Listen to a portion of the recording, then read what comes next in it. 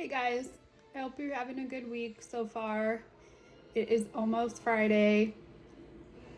So, for week 2, I want to talk about documentation.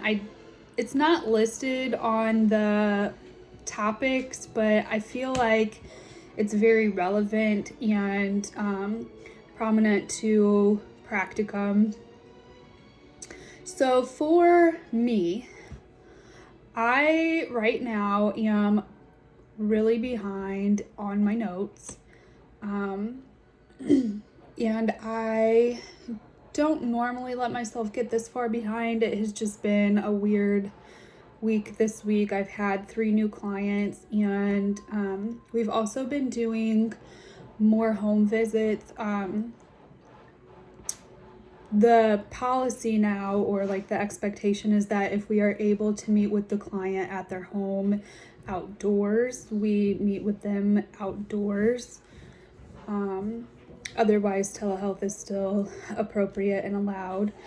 So I have gone from doing phone and telehealth appointments to 2 days a week I am out in the community, and that has been last week and this week. So instead of being in front of the computer on my phone, being able to do a note collaboratively while I'm talking with a client, twice this week I have gone and done home visits, and I take my computer with me. But to be honest with you, there is always, it seems to be like a connectivity issue or lag, or really I rely heavily on my hotspot. So I have a Verizon cell phone, work phone, and they pay for a hotspot so that I can connect to the internet wherever I am, but it doesn't always work out great. And it just seems to me like when I either write my notes like in a notebook, or I do it on a Word document to copy and paste into the actual progress note, it doesn't seem to be super helpful. So I wanted to ask you guys what kind of documentation you're doing. If it is progress notes, if it's some sort of like filling out an application, not an application. I know there's people that take phone calls for social services, and so when somebody calls in to report abuse and neglect, I don't know what that looks like if you take all the information down, or if you actually do a progress note on like what you did. But so for me, for community-based adult mental health, we do NERP formatting for our progress notes. So we have to document every time what the need is for why we're meeting, why do we need to meet with this person, what intervention we are doing with the client, and is the intervention appropriate for like the position.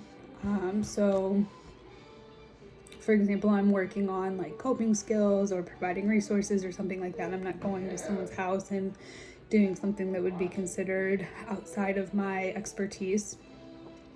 The client's response to the intervention, if it was helpful, how so?